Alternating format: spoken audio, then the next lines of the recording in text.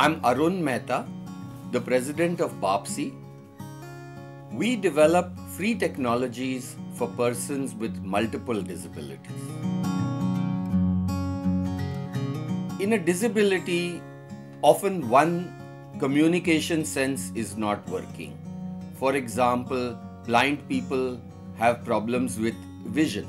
In that case, what technology does is that it converts what is on the screen into spoken text, and the user can still use a smartphone or a PC using a software called a screen reader. Similarly, for a deaf person, technology called speech to text will convert what is spoken into text which the person can read. So in this way, it is possible to find alternative routes for information when the regular route does not work. For example, for a blind person, you use a screen reader to tell you what is on the screen and to interact with the screen. A deaf person can use speech to text technology to convert what is spoken into text that the person can read. A person who is deaf-blind can use the vibrate feature in the phone and use Morse code to accept text. For many decades now, people have been working on technologies for disabled people. This is one of the modules of our software called SKID, Special Kid. This is on the website skid.org.in, and this module is called Odd Man Out.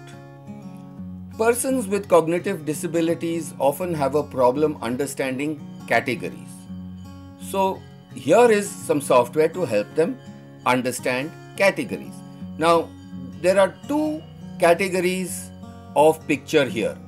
There are fruits and there is one flower. Now, it is the job of the child to pick the odd man out. So, while a child with cognitive disabilities understands grape, the concept of fruit is a much more difficult concept, and this will help you understand that. So if you say that peach is the odd man out, then the software says wrong and gives you another chance. If you say that the flower frangipani is the one that's odd, you get the answer correct, and now you get a fresh problem to solve. So here again there is one flower and three fruits, and you can keep on like this, and so in this way the child can learn the difference between a fruit and a flower. Similarly, one can have folders of other pictures such as vegetables and fruits, relatives and other people. So you can have different kinds of categories that can be taught to the child in this way. We are working on a project which has been funded by the Information Society Innovation Fund to look at how smartphones could be used by persons who are both deaf and blind.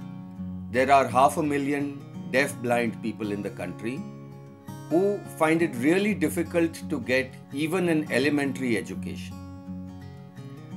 The problem is that the regular means of communication, such as writing, does not work for them. Similarly, speech does not work for them because they can't see, can't hear. So the only way that information can reach them is through the sense of touch. So conventionally, what was used was a smartphone together with an extra device called a braille display, in which pins were moved electromechanically up and down, and so text could be converted into braille, and so a deaf-blind user could read. But that's a very expensive device, and it is prone to failure in a hot and dusty country like ours. So what we are doing is to use a standard phone, a smartphone, where we use the vibrate feature. And so with the vibrate, we can do Morse code for text, and we're doing other things also, like for example, games and other ways, that in which the vibrate feature can be used by a deaf-blind person as part of the education. I started work in the disability area when Professor Stephen Hawking had come to India about 12-13 years ago, and he requested, and the people around him requested, the software companies in India to get interested in the field of writing software for persons like him. So we wrote software for him called eLocutor that allows a person who can only press one button to type and to speak. Then we did work with children with cognitive disabilities.